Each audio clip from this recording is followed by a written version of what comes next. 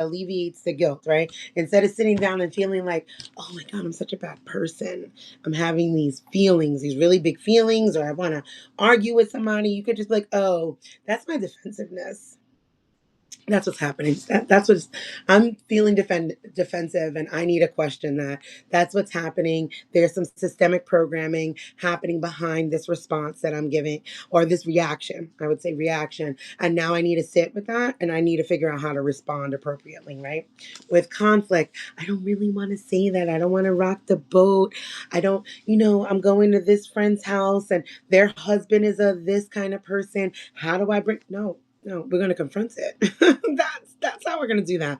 We're going to confront things, right? Think of conflict as something to confront. Like we have to confront truths. We must, right? I'm not going to bring my child who has a trans identity somewhere that I know they're going to actively be harmed. So before I do that, let's have a conversation. Okay?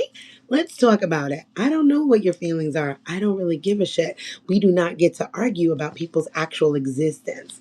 Here's what I need to know. If I bring my child here, how safe are they? Right? So we're going to confront some things which you don't understand. Um, let's sit down. You get to ask me questions. I love for people to get curious because a lot of things are fear based because of supremacy culture.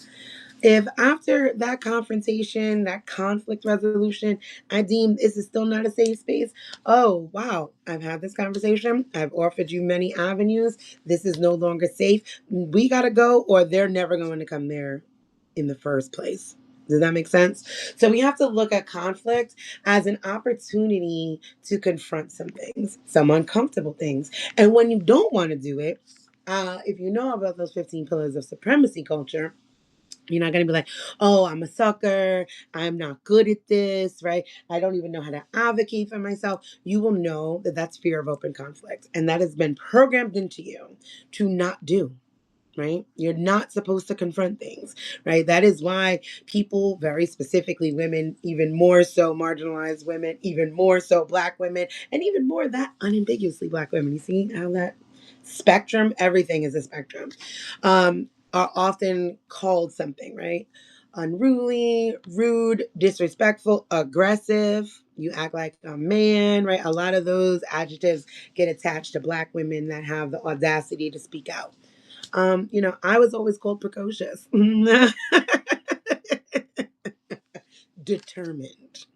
Right? Like those were the words my mother used for me, and I am thankful. Right? Desi's very sure of herself.